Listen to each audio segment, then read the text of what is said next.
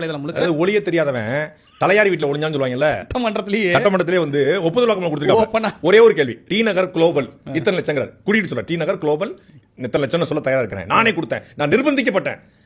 அப்ப இவருடைய பள்ளிக்கல்வித்துறை அமைச்சரை குறி வச்சு சொல்லாரு, கடந்த பள்ளிக்கல்வித்துறை அமைச்சரை குறி வச்சு சொல்லாரு. கிட்டத்தட்ட 10 ஆண்டுகளுக்கு மேல இந்த ஜேபிஆர் நிறுவனங்கள் வந்து பள்ளிக்கூடம் கல்லூரிலாம் நடத்திட்டு இருக்காங்க. கடந்த பள்ளிக்கல்வித்துறை அமைச்சர் மட்டும்தான் ஃபண்ட் வாங்கினாரா, அதுக்கு முன்னாடியும் வாங்கினாரா? ஏன்னா தொடர்ச்சியா இருக்க போய் தான் வாங்கியிருப்பாங்க.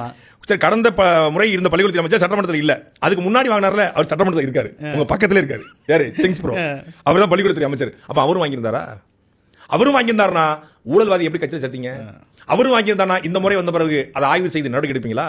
ஒன்னு. இன்னொன்னு, நான் பணம் கொடுத்தேன் என்றால் லஞ்சம் வாங்குவதும் தவறு, லஞ்சம் கொடுப்பதும் தவறு. லஞ்சம் கொடுப்பதற்கு ஒருத்தர் பணத்தை கொண்டு வந்தா கையும் களவுமாக அவரை பிடித்து காவல்துறை லஞ்ச ஒழிப்புத்துறை வழக்கு பதிவு செய்யும். பார்த்து பண்ண லஞ்சம் வாங்குறவனை பிடிக்கும் போது லஞ்சம் கொடுத்தோன்னு பிடிக்கிறாங்க. லஞ்சம் கொடுத்ததுக்காக தான் டிடி விதிநகரன் திகார் ஜெயிலுக்கு போயிருந்தாரு. அதிமுக எடுக்கிற அந்த அருமையான புரட்சி பயணத்துல வாங்கினதுக்கு போல கொடுத்ததுக்காக ஒருத்தர் உள்ள போனாப்ல. அது போல லஞ்சம் கொடுத்ததற்கு ஏன் மரிய வில்சனை அமலாக்கத்துறையும் வருமான வரித்துறையும் லஞ்ச ஒழிப்புத்துறையும் வழக்கு பதிவு